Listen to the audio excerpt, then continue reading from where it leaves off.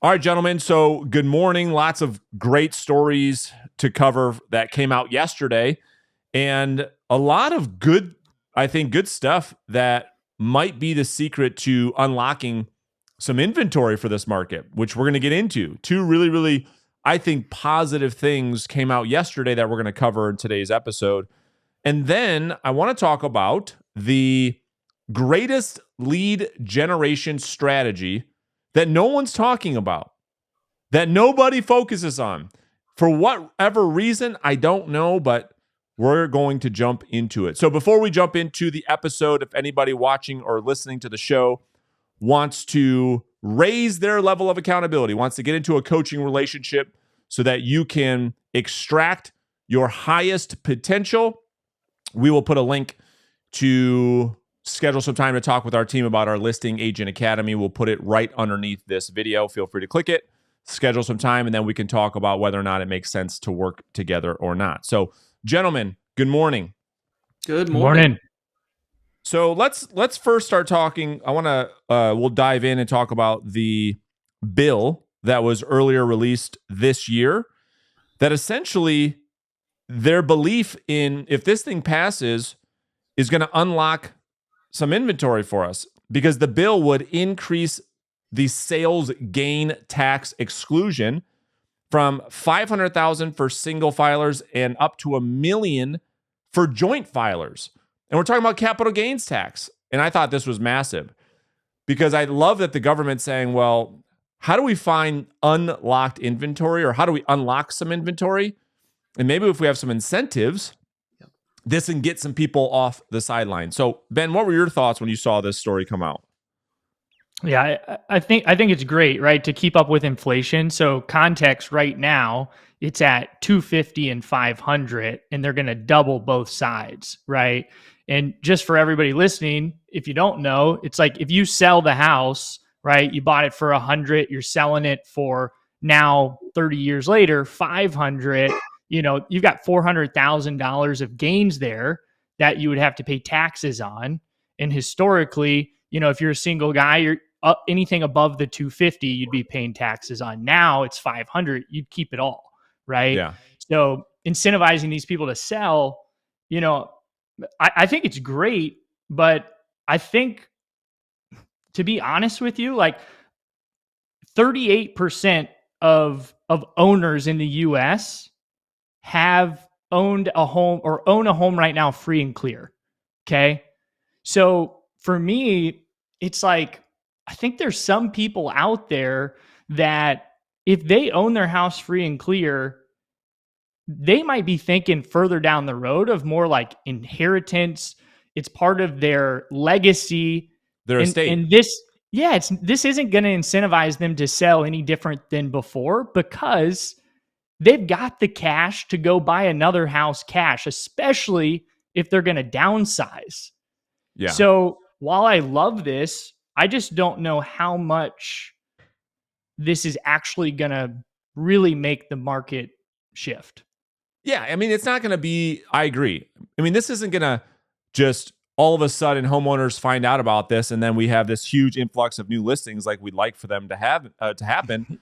But certainly, we get questions all the time from sellers, and our agents bring this up in coaching calls all the time. Well, what about the guy who says, what about capital gains tax?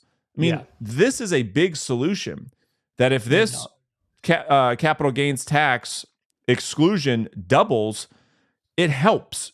Because if Bob and Sue, who have the house, to your point, who is maybe paid off, like this, we call this old people in big houses. That's what the strategy is called, right? Downsizers. Yeah. You've got these people been in the house for 40, 50 years, and they have, 800,000 of their wealth tied up in this property. Yeah. This helps them a lot. I mean, we're talking about a massive tax implication that now gets released.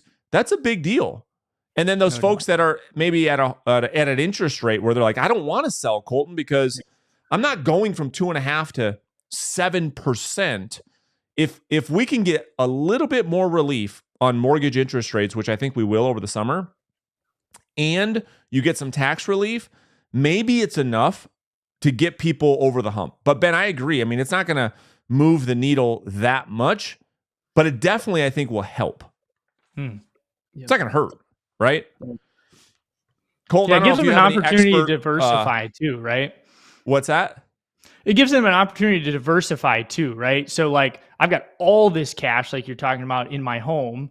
Now I can take some of it, put it into another home. Some of it I can put into different avenues versus everything in that real estate.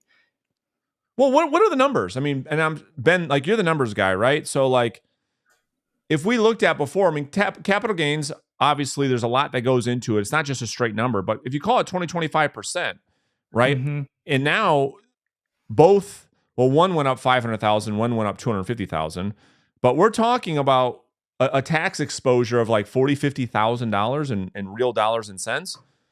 I mean, that's not peanuts. That's not nothing. I mean, a homeowner can get that tax relief, and to your point, put that into maybe putting it down on another property to make this affordability issue, which is massive right now, get better. Maybe they've got money to invest into a lower interest rate that otherwise they wouldn't have, right? These are all, opportunities for the housing market. My main takeaway when I saw this story drop yesterday was I like that our government is looking at ways to help this very serious issue for real estate, because home prices aren't going anywhere. They're staying put. Case Shiller just came out with the home price index yesterday, and they're up again 2-3%. That's not the issue. Anytime someone's talking about a housing market crash, like we're talking about home prices. I don't think that's the risk. What we're talking about that is an absolute crisis is transactions, home sales. They have fallen off an absolute cliff. I mean, we are back in 2008, 2009 territory, because the new seasonality, the new projection is that we go way back down to 4.2, 4.3 million home sales. And the last time that we saw that was during the Great Recession. That's the real crisis. And it's obviously because of mortgage interest rates, and there's just nothing for sale. Which brings me up, I guess, into another really good story that just dropped yesterday, which stated that more than 2 in 5 home sellers, 2 in 5, are making concessions to buyers, which is nearly double than where it was last year. So 42.9% of every real estate transaction over the past 3 months had some type of seller concession. Now, this used to be a big thing when I first got started in the industry. It was like almost every single offer you went right down to the other terms on the purchase contract. Your eyeballs were trained to go, okay, how much is the buyer asking? Yep. Are they asking for 3% concessions, or what are they asking for? But then it fell off a cliff. I mean, if an offer over the last 5 years even had seller concessions, it was a quick call to the buyer's agent, like, buddy, go back to the drawing board. Wrong time, wrong place. None of that's happening. But when you see almost half of the transactions closing right now with seller concessions, maybe this is another thing that real estate agents are communicating to their client to say, listen, maybe this is how we get the home sold. And to buyers, it's like, well, buyer, yeah, rates are at 7%. It's not ideal, but we can get concessions from the seller and use those funds to invest into a lower interest rate, making these properties more affordable. It's another call. I would call it an unlocking to a new level, like in Mario Brothers, that will help more transactions happen. And there's all kinds of strategic ways on how to write those offers and how to navigate your sellers through that. Because the same report said not only are home sellers giving concessions to get their home sold, but it also said that 1 in 5, 20% during the same period ended up having to sell the home for below asking price. That's a big deal. Because for a long time, we saw real estate transactions on average over the asking price. That's dropping that list to sold price ratio. So here's my thought on this, and then I want to get your guys' thoughts on it. Is if I'm representing a buyer or a seller, the key takeaway is that there are options that maybe in a way to structure a transaction that maybe most buyers or sellers aren't familiar with. And that's what we're talking about is seller concessions. And if I can go to a seller to say, listen, I know there's not a lot of buyers out there, but here's maybe what we can do from a pricing strategy perspective. We could price the property in a way that has the price built into it, some type of offering, right? Some type of offering to a buyer that would incentivize them to purchase your home over the competition. And then the same thing for my buyer client. I know housing affordability is insane, and I know there's not a lot out there, but if we can get these concessions from a seller, does that help ease that burden of down payment and monthly mortgage payment? Ben, your thoughts? It appears that a lot of this is coming from prices being too high still, right? So sellers still want 2020 prices and buyers want '08 prices, right? So true. So I think that maybe it lets it be a win-win. The seller gets to feel good about getting his price, and the buyer's net price is lower to more in line with where they need to be. And I think over time, those prices will adjust back because we're still 40% over, where prices were pre-pandemic. So as they kind of creep back, which you've talked a lot about, to those normal inflation over pre-pandemic, of 3 to 6% a year, this will help kind of back it down and for people's new reality to kind of come to fruition, if you will. For sure. Yeah. Go ahead, Colton. And it's going to take time too. Like you said earlier, there's not going to be one broad stroke that fixes the housing market. It's these little things. It's the tax incentive. It's concessions are coming back, and it's all these little chips. I mean, it took us how many years to get here? And so, it's going to take some time to get it back to normal at the same time. Yeah. And the other thing is this. I want to talk about how to use this in a practical sense. I'm always thinking about, okay, as a real estate agent, how can I get the edge to grow my business? Well, now you have another, another tool in your tool bag to offer a tangible value add to a buyer or seller that maybe you weren't using over the past 3, 4, 5 years. Maybe this helps you to secure more listings. Maybe this helps you to get the buyer off the fence. And I love that from a buyer's perspective, right? Because if you can, Ben, to your point, if you can create a win-win, but especially for the buyer, if you can go to the buyer and say, listen, I get it. Rates are at this percent. Well, let me ask you this. This is why new home sales are off the chart, because builders are smart. They've gone to the marketplace that says, don't pay 7%. Come with us and you can get 4 3/4. Of course, they're all going to new homes. Well, what if you could do the same thing with resale?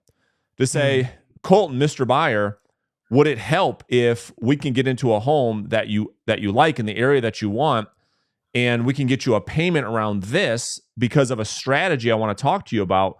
Would that be something you'd be opposed to? Because what do buyers care about? They only care about 2 things, right? They care about monthly payment and cash due at signing. Yep. That's right.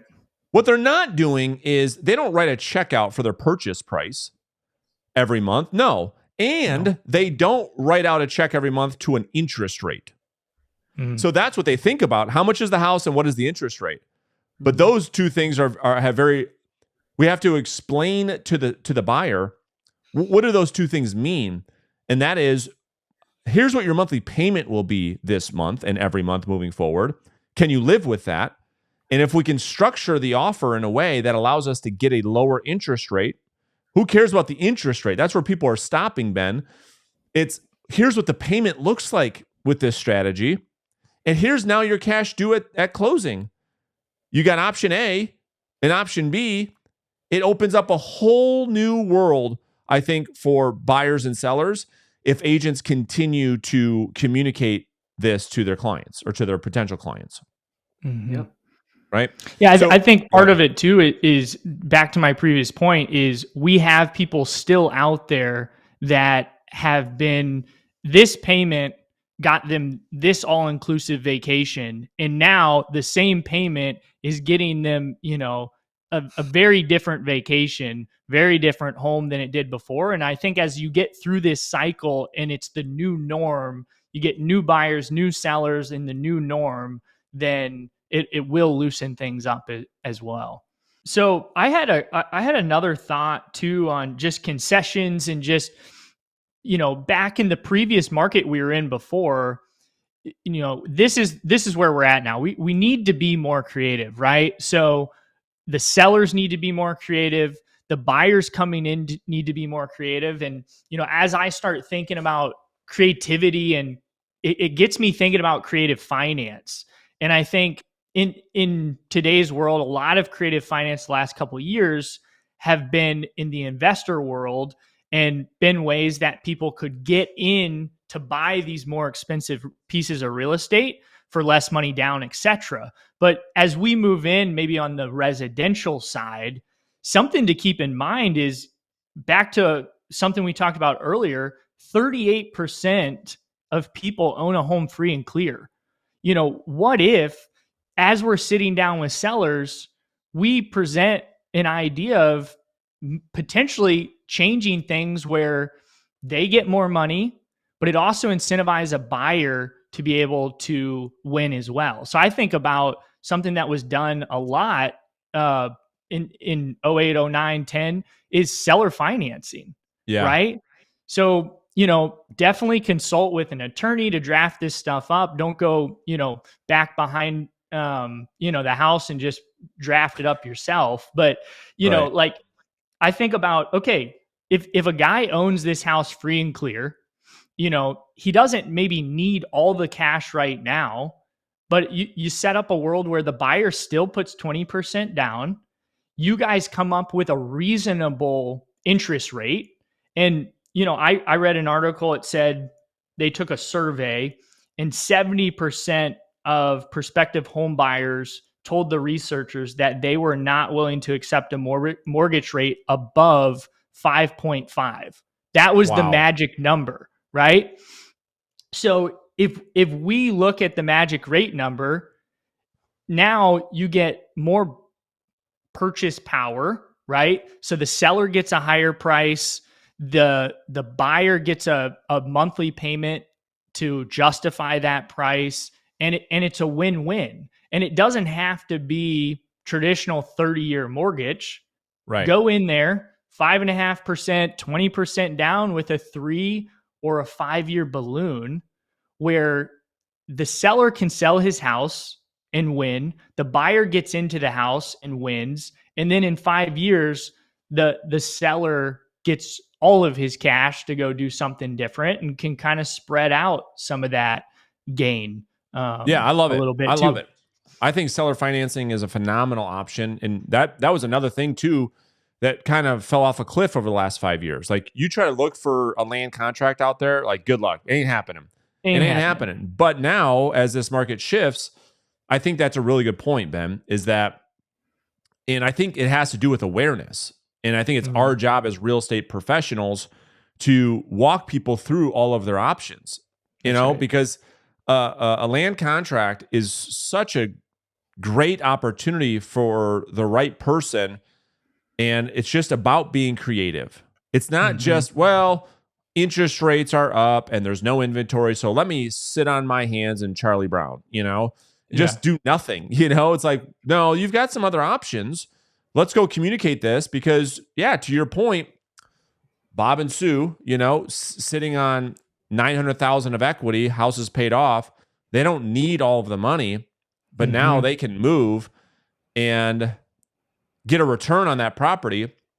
And how many people are out there, to your point, almost 40% of the people out there have a house that's paid off that has gone up in value 25, 30, 35, 40% over the last 3 years. Take advantage of that. Right. Sell at a high price. Buyer gets into the house at a payment that is affordable, to your point. Yeah, I think that could be a win-win. So, just to get super tactical, companies like, because I know people are sitting there, well, yeah, sure, that sounds great. How do I get in touch with these people? Companies like the Share Group, you can reach out to, you can get a list of all the property owners that own X amount of equity in their home, 100%, whatever. Maybe you go after people that have a master bedroom on the second level. And then you start, or people that are now not selling and renting these massive 5-bed $1.5 million properties. And you start to have those conversations. Yeah. Now you're starting to talk about, which I love, Ben, demographic farming. Because agents are so used to geographic farming. Every single agent that will watch the show says, oh yeah, I've heard about geographic farming. But then I ask them, well, are you doing any demographic farming? To which they respond and look at me like with, sideways, like, what is that? And so, yeah, I love that tip or that advice, Ben, is to go out there, get a list of all the people in your market that have a home, free and clear, and create a marketing or a prospecting plan of action to go and communicate with those folks. I love it. Cool. Well, tee us up on some more tactical stuff. Maybe how, I know you had something you wanted to chat about, but just getting into client service and some practical things there too. All right. So yeah, I mean, the way in which I look at the real estate business is from three main verticals in a real estate agent's business. One is client acquisition. This is what, Ben, most people are used to talking about. This is what everybody talks about. This is mostly what I talk about on the channel, right? How to go out there, generate clients, get leads, convert those clients or those leads into clients. That has to do with client acquisition. Then the second vertical or the second bucket is client fulfillment, which is what I want to talk about. And then the third bucket is client retention. So I want the audience to picture this for a second. Because rarely do I hear people focused on the client experience. And when I frame it maybe this way, or when I heard it framed this way, everything changed for me.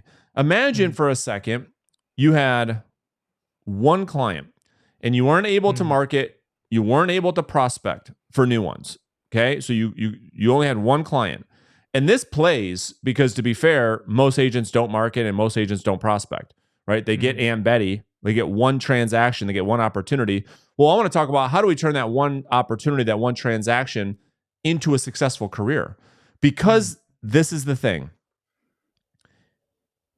When you have a client, somebody already using your service, if you were just to focus on giving that person a raving fan client experience and let that person go out into the world and be your biggest advocate, what would happen is your business would explode.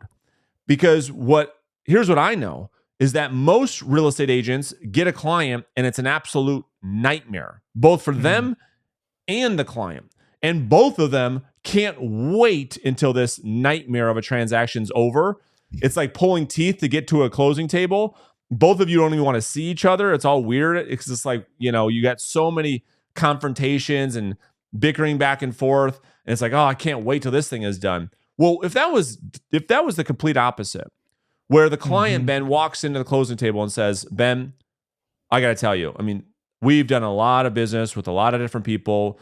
We've been around this world for a long time. No one, and I mean no one, has treated us the way that you have treated us. No one has communicated the way that you've communicated. No one has given us a better experience than what you just did over the last 94 days. And for that, we want to thank you. That's the goal. And if we can create a system, a process that you put a client through every time, no exceptions, no excuses. It's not like, oh, you got to think, should I call this guy? Should I update them? No, it's an amazing client experience. Your business will grow forever and ever and ever and ever. Because here's the other thing. There's stats around it, and I don't have it on me right now, but most of real estate agents, most of their business comes by the way of referral, not because they have a strategy, but that's just how they sell their 2 or 3 houses a year. Yeah. Right. I mean, my first thought of experience, right? Somebody that has crushed this in a different industry, but the only thing they focused on, Chick-fil-A, the experience. That's right. How we're talking to you, how you're addressed, how you flow through the store, like all of those things. You think of the Ritz-Carlton, right? Like those type of experiences, they just right now, it's like, I read a survey that said the top 3 most stressful things that happen in your life are a death, divorce, and selling real estate. That's right. That's right. That's exactly right. And the thing is, you're naming some companies that have really gotten this right. Probably the most famous is Tesla. Just until the last shareholder meeting 2 weeks ago, Tesla has not put $1 into marketing or advertising. Never. You've never seen a Tesla commercial. You've never seen any of that. They've done no marketing. Their clients, their customers are their marketing. And Tesla does amazing things, not to get too tactical, but they have what they call their Tesla advocate in every marketplace. This is the person who refers the most people that buy a Tesla in a market. They give that person a free Tesla. Wow. Do you know that? Yeah. I've got a buddy that got a free charger because of his, amount of referrals and stuff, but I didn't know the Tesla. That's incredible. Yeah. And you think about Tesla, right? It's like one of the most successful car companies on the planet, right? And they do no advertising, no marketing. They let their experience from when somebody goes in and they test drive a Tesla. It's a whole thing. I mean, when that experience is unbelievable. Not only is the vehicle, they didn't look at like, oh, okay, this is the way it's always been done. That's right. They started without showrooms, right? If you want to test drive it, you hit the button and the guy comes to your house with a Tesla and you hop in. Because, that's right. Just like Lamborghini said, they were like, why don't you guys do commercials? Because the people that are buying our products aren't watching TV. That's why. Love it. Right? So it's like you think about Tesla owners, right? They're out and about. They're at lunch. They're at the bar. They're talking about it on the golf course. Like that's their clientele. Those types of people, it's all about convenience, right? Yeah. I mean, you've bought cars. I've bought cars. Oh, it's painful. Even when you write a check, it's painful. Ever. It's the worst. Nobody wants to go into a car dealer, sit there for half their day, bicker back and forth with this, this salesperson who just doesn't know her head from a hole in the ground. Well, let me go check with my manager. And they play these stupid games for 4.5 hours. Yeah. It's a nightmare. Tesla, you go on the website, you put in your account info and it's done, right? You just bought the car. It's incredible. It's incredible. And so there's a great book, I think by Ken Blanchard, the Raving Fans. And it's a great book. And it will give real estate agents a lot of ideas around how to create an experience that is just world-class that the clients never, ever had in their life. And if an agent does this, Ben, it's my belief, and I'm living proof of it, they'll never have an issue with money again. They'll never have a client problem again. Their business will always thrive because they have all these advocates that every time they do a transaction, their business compounds. But what most agents do is they run almost like a conveyor belt. It's like, go out there, spend all my energy on client acquisition, shove them through this nightmare of a process, and then on to the next deal, on to the next, turn and burn. And then they wake up 17 years from now, still having to go door knock, still having to go and cold call a for sale by owner.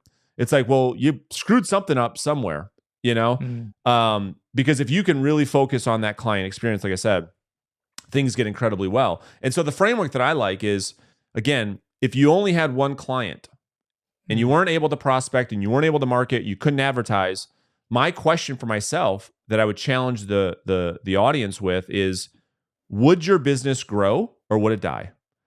In other words, it was the answer to that question would come down to the experience you gave that client. And when you think about it in that terms, like this is your last chance. You've got an opportunity to change this person's life in a way that they refer everybody to you. They can't stop talking about you to everybody, everywhere they go. Or you can create a world where they never want to see your face again. Yeah. And if you just focus on that, it will be the best lead generation thing you ever do. No doubt. And that's why you've got these companies like Tesla, because it's so different. You can't help but talk about it. So like we've talked about, how do we become a swan in a pond of rubber duckies, right? In this real estate industry, how do we become the Tesla, right? In real estate. And I think big corporations have tried to do it And it's just keeping in mind, like, you don't have to be this mega company to do this, right? It just starts with one person, and it'll just compound. And the book you referred to, they talk about having 1,000 raving fans, right? In real estate, I mean, you talk about it a lot. Your top 100. I think if you can have 100 raving fans, I mean, you will be crushing it in this industry. Am I right? 100% right. Because our top 100 has been our flagship kind of focus for clients that we do our deepest work with. Because it's like, if you have 100 people and then you put them into our raving fan club, which is what happens afterwards, the goal is to get one introduction from all 100 people. And for most agents, those have high conversion ratios, and everybody knows it. Everybody loves working with referrals. You get paid the highest amount. People love to work that pillar of business. Well, imagine getting 100 a year. I mean, for most agents, if they close 75, 80% of those, they're probably making 7 figures. But they're not focused on that. They're focused on the next lead thing, the next shiny object, the next marketing, gadget, gimmick out there on how I can get new leads. When it's like, your best source of new leads is the buyer you're working with right now. Yeah. Go love on them. It's the seller you have right now. And, one of the things, just from a tactical standpoint, just to get people's mind around what we're talking about, one of the greatest things that I love to do is, before I list a property, is I will take that seller and I will go and show them in person all of the properties that we will compete with. And I'll show them all the properties, because I want them to feel it. I want them to feel what the buyers will feel. And oftentimes people are like, wow, this is a great idea. This is great, Brandon. I really like that you did this. We didn't even think about doing this. And it gives that seller a whole new perspective. And then, oh, by the way, when we get done with that, there's a catered dinner waiting for them at their house and their family. So I don't have to worry about that, because they met with me. I took their dinner plans away from them to meet with me. And now they get dinner on me as my first impression. So we do the tour, and then we get a nice catered dinner, just as an example. For our buyer clients, when we close, we throw them a housewarming party for all of their closest friends and family members. And we get it catered. We've got a cook at their house, and we do some games and we do some raffles. And the people are like, that's your realtor? Yeah, that's Brandon. That's my guy. That's my guy. And people just aren't used to getting treated that way, because most agents are like, let me get this thing closed, let me get paid, and let me just move on to the next one. No doubt. I think too, just to even just take it a step back, like, those things are incredible. I think, okay, what's that going to cost me? I'm a new agent, ... The biggest complaint in real estate, right? Let's talk a little bit about just communication. That is the biggest complaint. So how can we really deliver customer service, create raving fans simply through communication? Yeah. And it's funny, because this is the next masterclass I'm working on inside of our mastermind for all of those members. It comes out in July. Cool.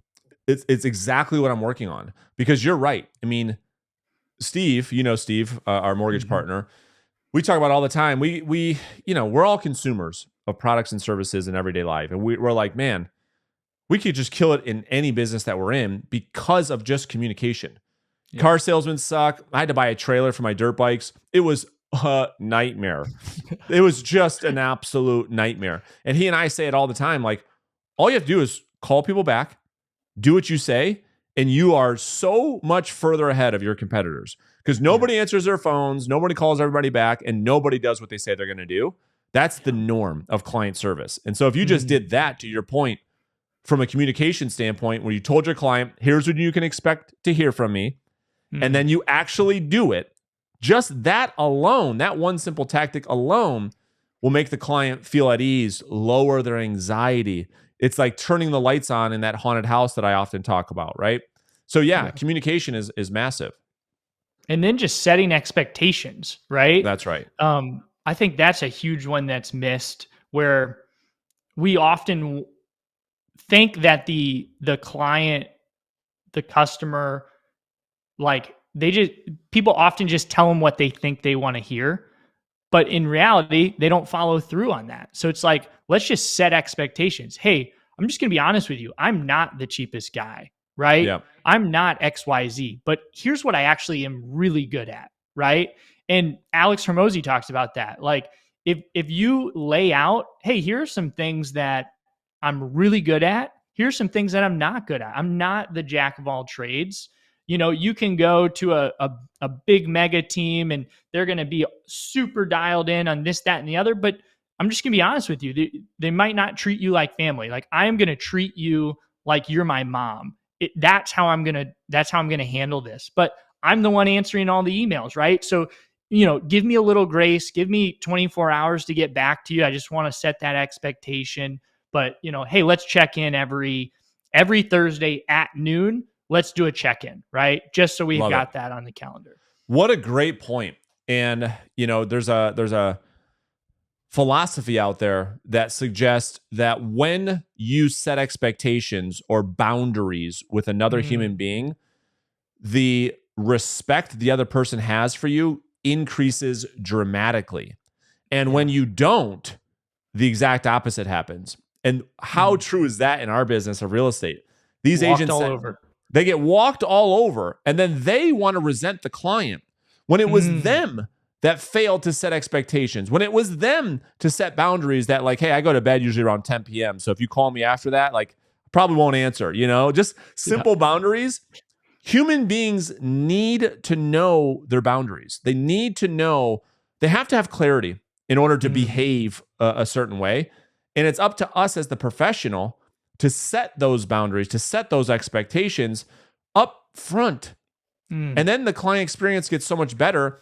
And that equal business stature is just that. It's equal. We have mutual respect. And the client doesn't take advantage of you, and the client doesn't feel like you're taking advantage of them. Love it.